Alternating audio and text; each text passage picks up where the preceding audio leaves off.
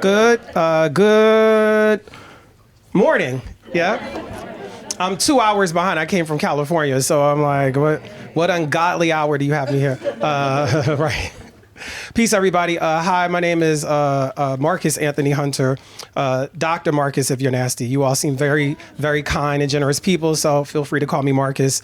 I'm a professor at UCLA and the originator of the Archives for Racial and Cultural Healing, which you'll hear a lot about today. I also coined the hashtag Black Lives Matter, just as a piece of information, factoid. I am joined by my esteemed colleagues. I'll just pass the mic around to them, and we're using the mic for recording purposes. So if there's a little lag, so I'll pass it to Professor Chavis first. All right, thank you all so much, and good morning. Dr. Charles Chavis. I am Marcus's partner in crime with the ARCH project, and I'm a professor at George Mason University, and I'm deeply connected to the Salisbury community, which is actually the first pilot ARCH in the country, and so you'll be hearing some more about the Chipman Arch today. And I'm joined by one of my amazing students and about to graduate, but he's also the research coordinator for a program I run at George Mason, the John Mitchell Jr. program, Alex Jones. Thank you. He's already got it. So I'm Alex Jones. It's great to meet you all. I've had the honor to be working with the Mitchell program for just over 2 years now and supporting the work that we're going to be talking about in a bit in Salisbury, Maryland. But it's an honor to be with you all. Good morning, everyone. Everyone say love. Love. There we go. I think that's why we're here today, is for our love for racial healing. My name is Professor Christian Green. I'm at West LA College. I'm one of Dr. Hunter's students, and here to just, learn, grow, and empower with each other today. So let's have fun today. All right. Thank you all. So here's our agenda, and we're doing it in two parts. So I'm going over what I refer to as the origins of the concept and the framework. And so I'll take you through a somewhat personal journey that led me to it, and then I'll take you through a political journey that amplifies it. And so we'll have a break somewhat in the middle. I didn't put exact times on there just so you can know how much time we are together in each part. All right. So our aims for this portion of the workshop are to examine and discuss the key reparatory justice issues and frameworks that are really at the foundation of the concept and the practice. Identify key issues and a radical reparative framework generating the origins of the Archives for Racial and Cultural Healing. And then identify and animate key national events and legislative initiatives at the foundation of the Archives for Racial and Cultural Healing, which we affectionately refer to as the ARCH. What's important here that I think is worth noting is that one of my goals today is to take you through the scholarship journey and research journey that led me to it, but then also to give you a sense of the national and local context that is happening around this, so you can see how it's rooted in community organizing and also our push to try to have the federal government take a lead on it. All right, so in my class at UCLA, I like to do a thing called brain lotion. This is why it's here. My mind is always set around, you've been doing a bunch of other things other than being with us beforehand, and usually your mind is very ashy. If you're Black, you understand what I mean by ash. No one likes an ashy anything, let alone an ashy mind. So I'll do this twice today. The first one will just be a brain lotion, and we'll have proverbs, mostly from Africa, and then an activity so that you can get some tools, I think, to lean into what we're doing today. All right, so our first brain lotion proverb from the great nation of Ghana. A lie can destroy 1,000 truths. If you have a notebook, I would love for you to write down just what comes to mind when you hear that. By show of hands, how many people have ever heard this proverb before? Awesome. A lie can destroy 1,000 truths. We'll take about 30 seconds just to write down some thoughts. Okay, a lie can destroy 1,000 truths. Just because once upon a time, not long ago, I was a high school teacher, and I always love to share the origin of my resources. These proverbs can be found in a book by Sam Chege called Life is God's Greatest Gift. It is one of my all-time favorite resources to use in a classroom. He went and sourced every single proverb. For example, it takes a village to raise a child. We always hear that. People don't know the nation of origin. So he went and sourced it by nation of origin. It's over 100 proverbs and stories related to them as well. Wonderful, wonderful book. Yes. Yeah, it's called, it's by Sam Chege, Chege. Name of the book is Life is God's Greatest Gift. It's a very short, small book, but it has all of the proverbs in them, including ones I'm using today. And just as a shorthand, I always like to use acronyms, which you'll hear later today in my reparative justice framework. But lies, lacking integrity, ethics, and seriousness. So whenever we think about that, and I like to always point out that the word lie has no overlap with the letters of the word truth, which I think is deeply important. Next, people say that slaves were taken from Africa. This is not true. People were taken from Africa and made into slaves from the great nation of Benin. Please reflect. Okay, people say that slaves were taken from Africa. This is not true. People were taken from Africa and made into slaves. So one of the major components to most all of the things that I do, whether it be as a person or as a sociologist by training, is to really emphasize asset-mindedness. And why that's important is a lot of social science is really founded on deficit models. And because so much of what we do in education is founded on deficit models, is then no accident that a lot of our collections, exhibits, and such are about deficits. Now, I can't combat thousands of years of emphasis on deficits, but what I can do is begin from a place of asset-mindedness. And I refer to it as not just asset-ish, but asset-mindedness, because it's about where your mind and awareness is. Is your awareness taking you to assets, or is your awareness taking you to deficits? And so one of the foundational core principles behind any kind of racial healing or cultural healing that I envision is around asset-mindedness, which emphasizes strengths rather than weaknesses. It emphasizes the positive aspects and features of a thing or an experience, and emphasis on growth potential. I really like to emphasize the growth potential of it all because growth is directly connected to discomfort. So oftentimes why we don't grow is because it makes us uncomfortable, so we don't do it. And sometimes to think about something differently than the way we've been dieted to think about something, for example, race relations, it becomes uncomfortable to think about it differently, so we don't grow around it. So at the basis and core of the Archives for Racial and Cultural Healing is an asset-mindedness, that we're pulling together resources that probably already exist elsewhere, but pulling them together to create an asset that is helpful for everyone's mindfulness, but also can be used sustainably over time. So you saw this, and now you're gonna practice it. This is my I am exercise. I'm going to play a song by Ndi. By show of hands, how many people know the sociologist Ndi? All right, so she brought me here today to encourage you. So we're gonna do an exercise I call I am exercise. We're gonna start personally. We have a pickup on this afterwards. I'll explain it first, then I'll play the song and you will do the exercise during the song, all right? So first, what's an aspect about yourself that you experience negatively? Name it and share it by sharing it, writing it down. We love to write. And then combine I am with a positive restatement. So for example, I am anxiety challenged. 1. I am anxiety free. All right. So that's the practice. I am anxiety challenged. I am anxiety free at the end. All right. So I will play the song. Please go through this, and you don't have to immediately start writing, but just meditate on what is something about yourself you experience negatively. And please note there will be a part where you share with the person next to you. So you don't have to go deep into your bag if you don't feel comfortable knowing that you have to share with someone, or you can do as sometimes what my students do is a plan A and a plan B. A is the one for me, B is the one I'll share. So you can have two things, but it is a safe space in here to share those things. And that's why I start off by sharing my anxiety challenges so that you know. All right, please enjoy. I Am Light is the name of the song. The artist, sociologist is Ndi.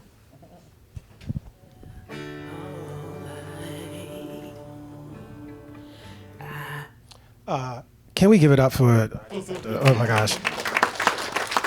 Speaker issues or not, I would like for you to take about 30 to 60 seconds to write what you see here. What do you notice? This is pulled from the Afro-Atlantic exhibit that was at the National Gallery of Art. The piece is called Space to Forget by Titus Kafer.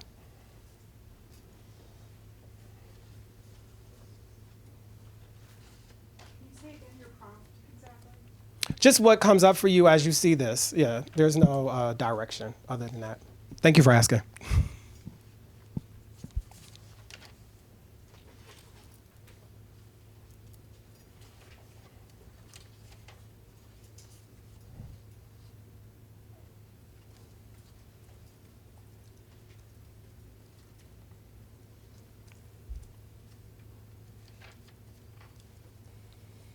And for this next part, which lead us into conversation, in the words of the great sociologist, the notorious B.I.G., conversate for a few, because in a few we gonna do what we came to do, ain't that right, boo?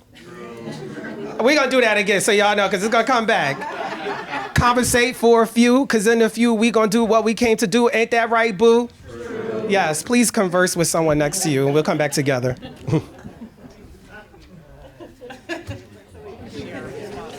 All right, you all, let's bring it back together. Let's bring it back in. Let's bring it back in. Let's bring it back in. Let's bring it back in. Let's bring it back in. I know. I wish we had more time to share.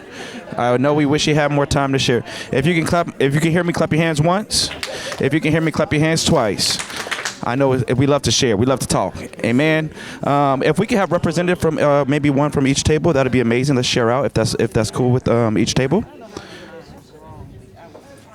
Let's not be shy. Y'all were just talking. Yeah. Let's go to the back table. We each did at least 2 for the first prompt about I am, and it's interesting the last response that we all had was all very similar, that we were tired or weary. So I thought that was interesting. That's true. The other ones were different. Anybody else feel tired sometimes? Right, Absolutely. Working in the racial justice, cultural healing, it can be tiring. Thank you for sharing that. This table over here to the right. Okay. I think the first, we kind of did it as a group. I know that was not what you asked us to do. That's No, fine. that's fine. Yeah, that's even better. But I was really impressed with the people around the room's way to reframe their negative aspect. Mm-hmm. You know, if you don't mind abusing it. She said, I'm emotional. But then she restated it as I am empathetic.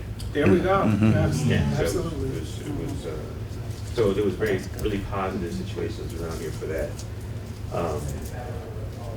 As far as the other piece, we didn't get a chance to really dig into it. We got more time coming. Yeah, but being kind of familiar with Titus's work, the first thing I thought about was in relationship to some of these other pieces, where this person is tasked with taking care of this person on their back, which may not be their person. So there's that whole hypocrisy around good enough to clean, good enough to take care of children, not good enough to be human in the same space. Thank you for Thank you. Thank you for sharing. Let me go back to the back table. Let's do that asset mindfulness in regards to I am too tired or I'm tired. What would be the asset for that? The positive. One person said strong. There we go. One person said experience. There we go. Confident. Love that. Absolutely. Absolutely. Thank you for that. To the table up here.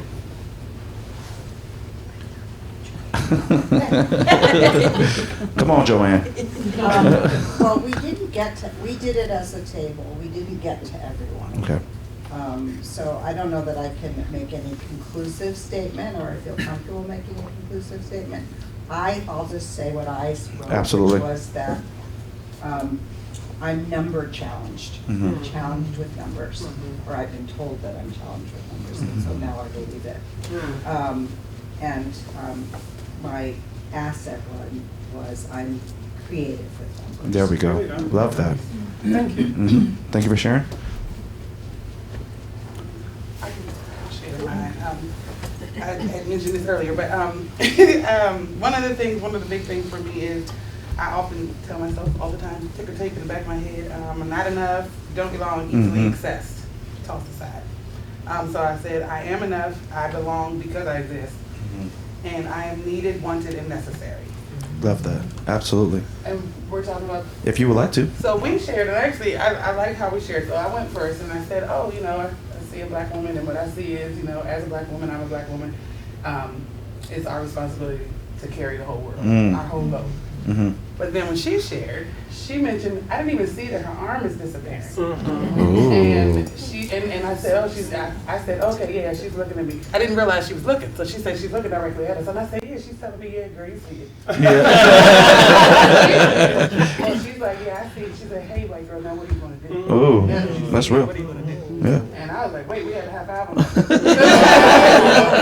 I thought that was very powerful. I'm literally writing it down to make sure I don't forget this. Love that. Love that. Thank you. Back table. Well, a couple of us touched on the anxiety, like that just hit the nail Mhm. right on the head. Yes. And I put that I am anxiety challenged Yes. as well, but the flip side to that is kind, and I try my best. There we go. There we go. All right. Thank you for sharing so much. Thank you, everybody. I really appreciate that. And it may not seem like it now, but it all connects by the end of this while we're starting in this direction. One other thing that I think is important just to point out about this in terms of its intention also behind why it's here, of all of the pieces I could have used, is because part of what tends to happen too is there's not a lot of attention to the blank space. And I think a lot about our work in terms of developing resources, educational resources, or archives is in filling in that space. I also see her looking at all of the Latinx folks who have taken over her job. You sure you want this? You liking it? So just thinking about the transfer of responsibility and the repeat of a similar experience with a different group of people who, for whatever reason, are programmed on a steady diet to not see themselves in her, which is another part about our racial and cultural healing. How do we start seeing ourselves in one another? Because that is ultimately what slavery destroyed. So I want to take you to an experience that I had that was life-changing. I'm going to narrate it through some photographs. And it's listed in your book here, the first chapter. So you have the words that are on this marker, this grave marker. But at the top it says, "Here lies poor Sambo, a faithful Negro who, attending to his master, arrived and died in Sutherland."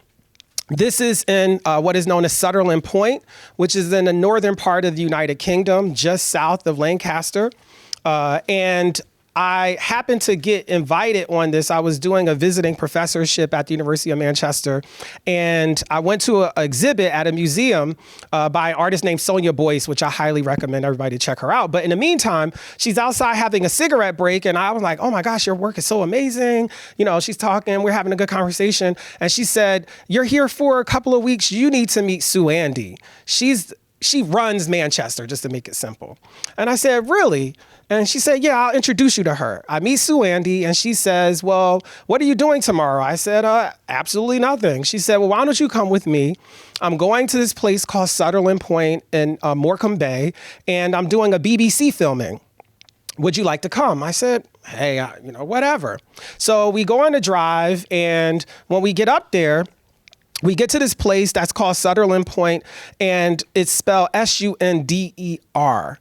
And I just thought, okay, so we're going to a place where a Black person went asunder, okay, because she's like, there's this burial ground of a Black kid under the age of 12 who's buried in this place. And to give you a little context, I say more about it in the first chapter, but the context is that this particular part of town is a salt marsh that's also surrounded by water that rises twice a day, to the degree that at the bottom of every home and property, there are bells, tie bells that ring to let people know, get inside. So it's shut off from the world twice a day. What's important here is that in the time, because this marker is 1796. For people, just to give you a marker, in 1823 is when the United Kingdom ended formal slave trade. So this is, 27 years before the end of the formal slave trade in the UK. But when I get there, I'm like, so a white place has memorialized a Black kid for hundreds of years. I've never seen anything like this. And what's interesting too is that Lancaster, which is just north, has a huge castle where it's believed that the master went while this child was left behind.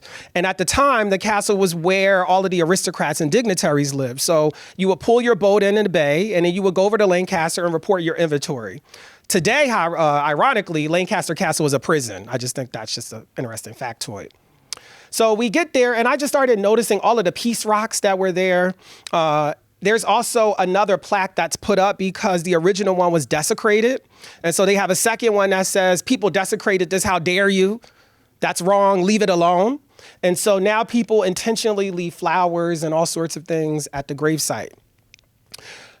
When I get there, that's just me like, it's real. I was there. Who you see there is Sue Andy with the long black hair, and the two white folks in a couple, that's BBC camera folks.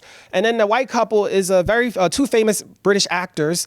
By show of hands, how many people have ever seen the show Fawlty Towers? You remember this show? And people, yeah? So that is Prunella West over there. All right, she's married to Timothy West, or Sir Timothy West, who is a highly trained Shakespearean actor. What I learned is that in the UK, when you are an actor and you make it onto BBC, you get a pension afterwards. That pension in this case included that they created a program for them where it was called Great Canal Journeys, where this couple went along the canals of the UK, showing the towns and the waterways that are so beautiful. But what's really important about this is that they were really intentional about also exposing the history of the UK in the canals. In this particular one, they chose this location because of the gravesite, because they wanted the audience to know about the UK's actual involvement in the slave trade, and that it was not some distant thing happening in Africa or on the Atlantic Ocean, but instead up the waterways. For people who don't know, Liverpool, also the home of the Beatles, was the international headquarters for the British slave trade, which is just about 45 minutes north of where we are in this. So she takes them on a tour of the location, and there's a pub where it's believed that, I don't refer to him as Sambo because there's no way in the world that was his real name. It's just like, I don't know a black person who likes the name Sambo. So this little boy was dropped off at a pub that's about 100 yards from this spot. When the commander, as I affectionately call him, returns, he's literally dead in that spot. So he's buried exactly where he was. I tell you that story because as we're walking, I'm walking with the crew and I'm wondering so how did he die? Anybody know that? And they're like, oh, he probably died from illness or this or that. And I said, 100 yards away, I've never heard somebody who gets sick and runs into the darkness in the salt marsh. That just doesn't make any sense to me. You sure he wasn't killed? I just had a lot of thoughts. And all of those thoughts are going through my mind as Sue Andy is doing this stuff. I'm off to the side, as I showed earlier, because she's a part of the production. And so she tells them a story about Nigeria, where it's believed is where he came from. And she has Nigerian roots, and so she talks a lot about the importance of that. And they ask really great questions. It's a really wonderful time seeing all of this happen. And she starts to perform libation, ancestral ritual with red wine, and she pours it onto the grave. They do the same. And after she pours it, I noticed that this little bunny is there next to me, and we are sitting together witnessing something because Sue Andy is a world-renowned poet. She goes on to share a poem where she imagines that the boy is now rising from this grave following this libation, and he flies to the shores of Africa for the first time since he was taken, and he sees his mother, and she smiles. Now, for folks who were in the beginning of the presentation, I played Kirk Franklin's Smile intentionally. And she says, and then he smiles back. His heart warms and he is healed. And for me, a deep, deep, deep awareness came over me. I had been studying reparations for about 15 years, and I thought about a lot of different things. Of course, money and debt and labor and all these other things. But when she started to talk about the smile, I thought to myself, this is a different unit of analysis than I had thought about before. And why the smile is also important is because then you have experiences where one of the first pieces of technology that was ever put into a kidnapped person's experience was a bit placed in their mouth. So the bit oftentimes also had bells so people can know if you were trying to run or trying to do anything. And what's important about all of these things and this awareness that I had as it happened was that your smile is the biological anatomic anchor for your thymus gland system, which promotes and boosts a healthy immune system.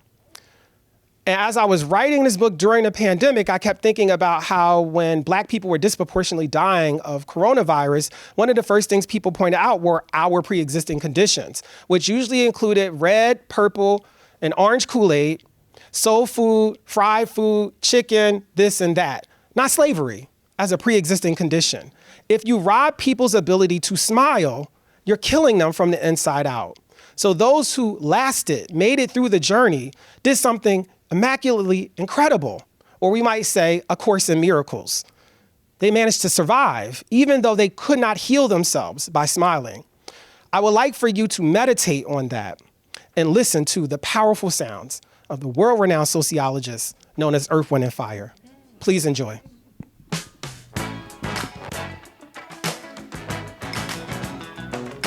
So I could listen to that song all day in my life. But what's important there is that the high priest, Maurice White, is telling us the principles of the smile. Now, I just gave you a very, deep version of it, and then he gives you one put to music. Ain't it funny how the way you feel shows up on your face? Keep a smile and help you set your pace if life is on your case. The idea is that a smile is very powerful. And we think about it as just something we use transactionally or something that we use sometimes. We wear the mask that, grins and lies, as a way to put up a front. But instead, there's a biological principle to it. And I think a lot of what I see as racial and cultural healing is about retrieving the utmost spiritual importance of a smile, the health importance of a smile, and the personal importance of a smile, which then I say all led me into a different understanding of reparations or reparative justice. To give you a background, international law has 5 forms of reparations that it constitutes. 1, restitution. Restore the victim to the original situation. 2, compensation for any economically accessible damage proportional to the gravity of the violation. 3, rehabilitation includes medical and psychological care as well as legal services. 4, satisfaction, a broad range of measures including judicial decisions, public apologies, and public disclosure of the truth.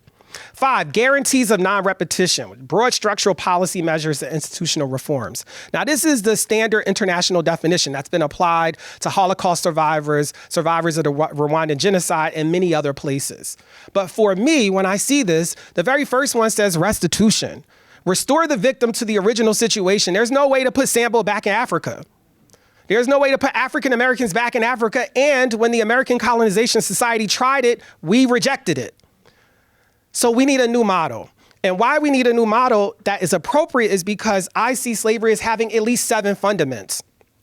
7 fundaments that describe how slavery operates. Slavery as transactional, slavery as contractual, slavery as criminal, slavery as immoral and evil, slavery as defamatory, slavery as involuntary migration, and slavery as a mindset and a heart set. One I just want to highlight here because it's not talked about that much. Is the involuntary migration part.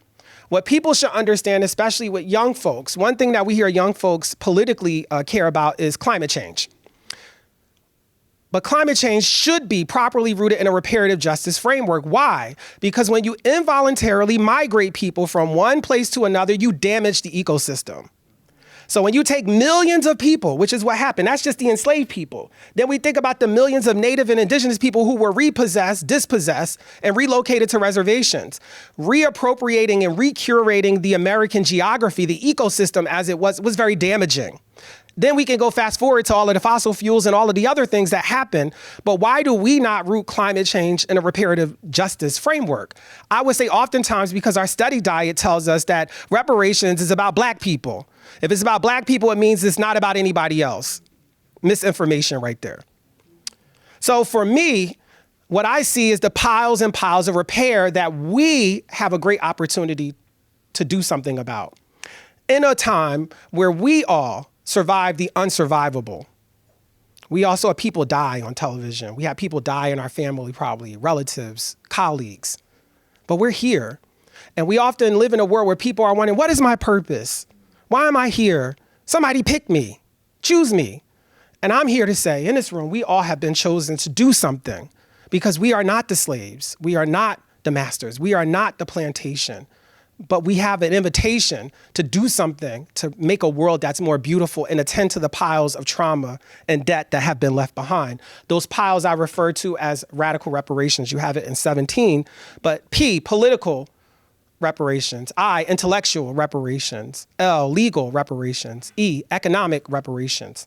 S, spiritual reparations. S, spatial reparations. S, social reparations. And so you don't have to focus on that. It's on page 17 in that book you have there. So you have it for the rest of your life because I know it's just a slide.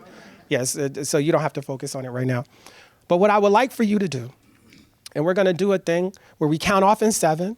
And for about 10 minutes, people are going to think about one of the 7 together. I have some guidance there, but I'm just going to go around the table and just have people go 1, 2, 3, 4, 5, 6, 7, and thank you, everybody. I appreciate our first half. We're only about 40 so minutes from lunch, so I'll be out of your hair very shortly. Okay, so I told you that brain lotion is always important to me. We have round 1. We are now on our second brain lotion, and we're gonna move from the I to the we, so people understand the transition. First, proverb from Plato: a home with a library in it has a soul. A home with a library in it has a soul. Plato. Okay, a home with a library in it has a soul. Plato. Next one. When you shoot a zebra in the black stripe, the white stripe dies too, from the great nation of South Africa. When you shoot a zebra in the black stripe, the white stripe dies too, South Africa. All right, next, our we are exercise. What is an aspect about us, which you can also translate, Christian point out to me, as the United States as well, that you experience negatively? Name it and share it. Combine we are with a positive restatement. And this, again, is now taking the asset-mindedness from the individual level to the collective. What is an aspect about us that you are experiencing or you experience negatively? Name it and share it. Combine we are with a positive restatement. All right, we're bringing it back in. We're bringing it back in. Awesome, awesome. So remember, we are talking about the collective. I would love for us to get a couple comments, a couple feedback, remarks. Anybody? Go for it. Thank you, Brittany. I was surprised I was able to find a positive. So when I wrote it, it felt a little woo-woo, but this is a space. I said, we have miles to go before we sleep and are far from our ultimate destination, but we work in shifts. Love that. Absolutely. Absolutely. Tag team. We're doing a relay. Who else? One more. Yes. We talked about how we are all overcommitted, all overworked. There's a lot of work out there to do. At the same time, we are getting a lot of work done. There we go. Are energized by coming together in this work, and couldn't imagine, doing something else where we're bored. So. Absolutely. Absolutely. That's why we're here today, right? And we'll take one more. Gentleman in the front, I saw you so eager. I saw you hands. I told my group that I couldn't think of any. There's too many problems. There's too many things that disturb me on a really fundamental and kind of irritatingly painful way about this country. And I couldn't think of anything other than America has a problem, and that in terms of a good thing, we are critical of our own solutions, and that's the best thing that I can think of, is that hopefully by being endlessly critical, we can find some semblance of perfection over time, but it's just very frustrating to think about. So. No, that's fine. That's good. Thank you. Let's clap it up. Yes, can we give it up for Christian too? He's been doing a great job. So just really quickly, go back real fast. I want to say here that this proverb for me is anchor for the second half of this part of the workshop, and that the internet is soulless because it doesn't really have a library. What if we were able to create a library and generate a soul on a soulless internet? Fast forward, all of the things that I think everyone is saying and feeling, some people may not have even written what they really, really feel because it might be uncensored. But I again would say we are chosen. This is the first half of what I was saying before. And we have an opportunity. And so let's lean into that opportunity. Let's lean into that choice because on the other side of problem is opportunity. And again, this is all about asset-mindedness and thinking about how we can flip that, not just so that we can make things sound sweet, because that's the difference when you try to say something like, oh, I wouldn't wear those shoes, but you did. We're not talking that kind of flip, We're talking about a mindset, heart set flip, and I would even say a heart set to a mindset flip. part of what happens a lot is that we are guided by the mind and not the heart. So how can we reconfigure that alignment so we're starting from a heart space, which is way more capacious than our mind space? So I want to talk to you about the national conversation, local, state conversation. This is just some clippings from 2021 about reparations and where things are. We hear about Evanston, which now is moved toward actually paying out reparations as of recently, announced that they have a banking partner that will operate and provide the deposits to people's accounts. I say that also just to say, not that long ago, people thought it was improbable and impossible, and now we have a place like Evanston already starting it. Asheville, North Carolina, one of the first places, if not the first in the country, to announce it. But then also we have Manhattan Beach, which we hear about with Bruce's Beach in particular. And for folks who don't know, the family had the land returned and then they sold it. One thing that I like to bring up, and just as something to think about, I visit with it in chapter 2 of the book that you have before you, around spatial reparations. We hear a lot about land and giving land. And one thing I think a lot about is if the United States were to give such a thing, given the history of land dispossession, are they in a place to give such a thing? And if they were, what are the protections for those who receive it? So not just about giving, but what protections are needed in a reparative justice landscape. And then one I'll point out there where you see Los Angeles Times, Black musicians led by Alicia Keys asked Biden to create a racial justice commission. That is known as Truth, Racial Healing, and Transformation Commission. And that's how me, Christian, and Charles all started working together. In 2018, Congressman Barbara Lee called me on the phone, and I generally tell this story because it's true. I got a call from a 202 number, and I was not going to answer because I associate that with student loan and IRS. And so I'm like, I have no business talking to anyone on a 202 number.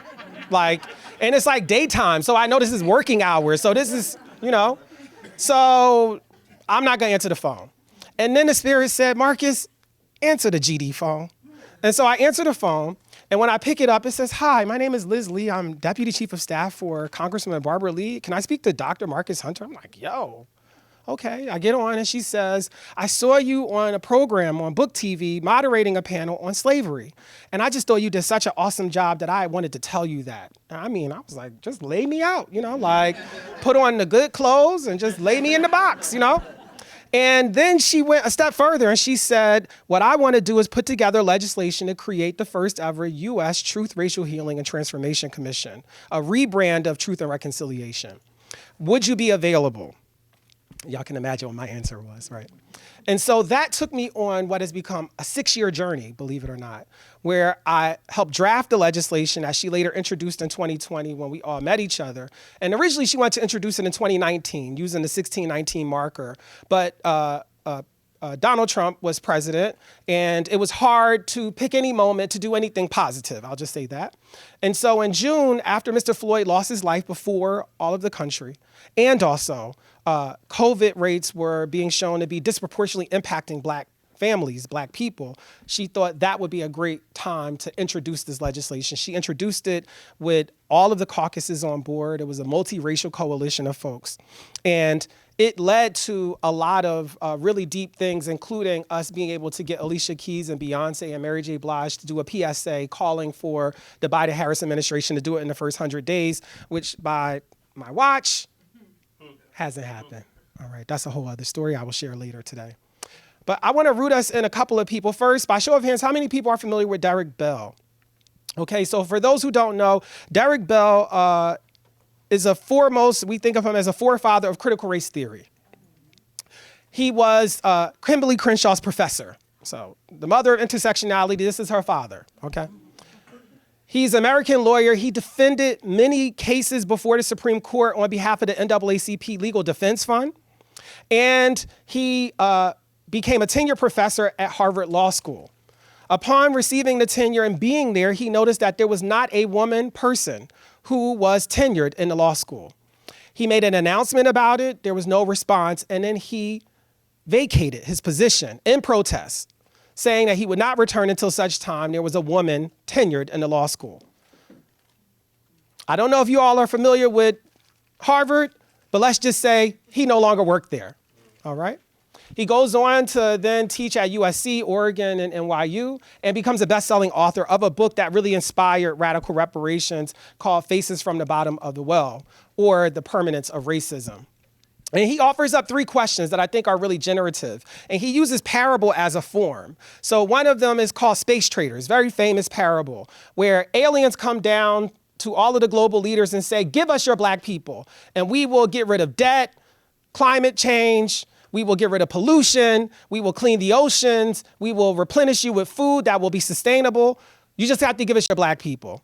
And the story takes place in the president's cabinet, where there is the HUD secretary, a black man who's conservative, last name Golightly. He's sitting in there and he's thinking that they're just gonna say, this is outrageous. And they're like, we should consider this. He's like, excuse me? This is not okay. Needless to say, by the end, black people are going up in the spaceship. Second one he has is a thing called Afrolantica. An island appears out of nowhere between Cuba and Florida. And people go, well, what do we do with it? The United States government says, this could be reparations for black people. What if we do that? The parable goes on to describe how black people have deep, deep, deep debates, conflicts about this. And what winds up happening is a small group of people say, you know what, we're gonna treat it like our reparations. They get on a boat and they go off to Afrolantica, and as they arrive, it sinks back into the ocean. Overall, the point that he's asking us is, what if racism is permanent? What if all of this anti-racism that we talk about really just reifies a structure that makes it difficult to build up some alternative? What are we building instead? That's how I read it. Now, when I do this with my students, they go, so you think racism is forever? And I say, in this simulation, a simulation founded on land dispossession and enslavement, might be really hard to find a way to build up something and tear down something at the same time. And this is why I think libraries and resources are so important, because they play with the imagination. If you can imagine it, you can manifest it. That's the whole point of the book you have in front of you. And so then we know Ta-Nehisi Coates, who helps repopularize the conversation. I emphasize repopularize. Oftentimes attributed as the person who popularizes it, but instead we can think about how it goes way back to early folks, even during emancipation, who received reparations, a black woman.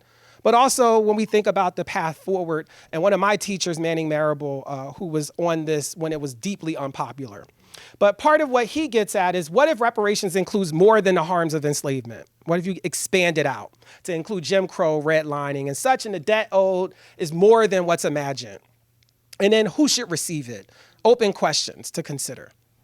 And so as all of these things are swirling around, I have a whole bunch of ideas and things that I think, but I want to tell you a little bit more about Congresswoman Barbara Lee, who does speak for me. Rep. Lee speaks for me. So she has been at this as long as I've been saying, and even longer. We know how she first becomes extremely well known is by being the lone vote against the Iraq War, which now we celebrate, but at the time she was actually she received death threats and many other things.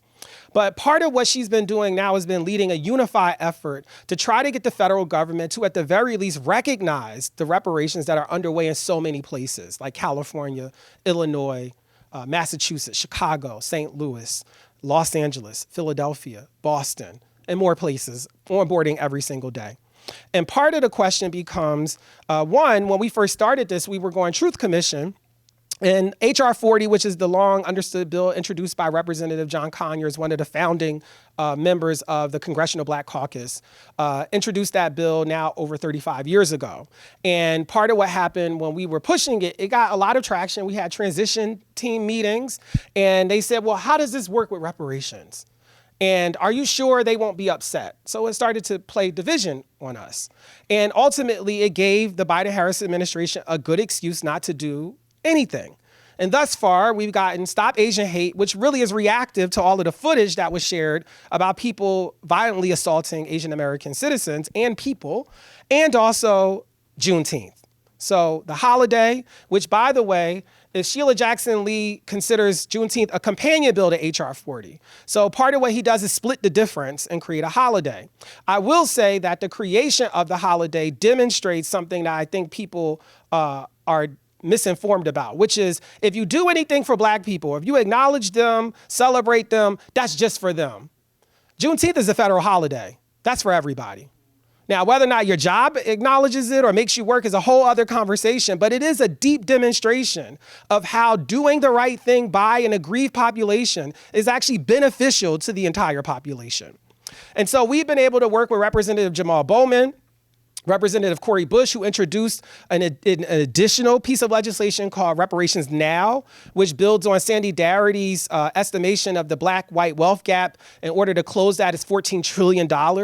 And so she uses that as the floor of conversation around compensation. And then Representative Sheila Jackson Lee and then Senator Cory Booker. We had, after Thanksgiving, a joint congressional briefing where they all joined together and said, here is a slate of equity-based legislation that we all support, which includes issues around banned books, which includes truth, racial healing, and transformation, which includes police reform, equity for all, and more and more and more. Just to give you a sense of what we've been doing, on April 4th, we culminated in an individual letter that was covered by ABC News, where we had over 400 individuals sign on in support of, and I'm just showing you the bottom letter, where the members submitted a joint letter to the White House asking for a meeting with the president, which they still have not gotten, and asking for a meeting with the advocates, which still has not happened. They issued that on February 19th on President's Day as a way to say Abraham Lincoln's birthday is on this day. He is understood as the great emancipator. What say you? No answer still. So on April 4th, which was the anniversary of MLK's assassination, we issued another letter signed by individuals that included the president of the NAACP, Ben Crump, Reverend Al Sharpton, all of us here, and so many more people. We are still waiting on an answer. And mind you, this is something presenting a suite of legislation that's already been introduced into Congress, just getting a meeting. And if you saw the Shirley film, how many people have seen it by show of hands? Okay, so you have homework, go home and watch it. She has a line where she's at the Democratic convention where she says, hold on to your vote. Hold on to your vote versus don't vote, because that's what people think holding on to your vote is. And I think part of what I see is what is up with the inability for the current administration to acknowledge that their colleagues in other states are doing something that they have not done. So one of my big pushes has been, can Joe Biden just say, we are aware that California, one of the largest states in the union, if not the largest one, has done a reparations process. We are closely monitoring it, and we look forward to seeing what happens, just to generate social reparations. I know a group was talking about that, a way to educate the public. Because when I hear from people, they're usually not as against it as people make us believe, but instead they just don't have any information. Like, what is going on? I heard a little bit about Tulsa. What's going on there? I heard something about Evanston. It's just scattered all over the place. And as long as the president doesn't use the bully pulpit, then the media is not responsible.